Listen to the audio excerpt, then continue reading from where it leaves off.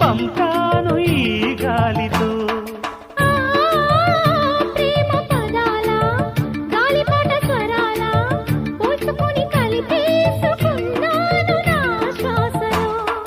ఎక్కడ ఉన్నా ఇక్కడ తిన్న వెన్నే వేణువయే, కొంగురులాగి కొంటెతనాలే కంటికి వెలుగయే. వన్నెలలో వెన్నెలలే వెచ్చని వెల్లువలయ్యే వరసిది.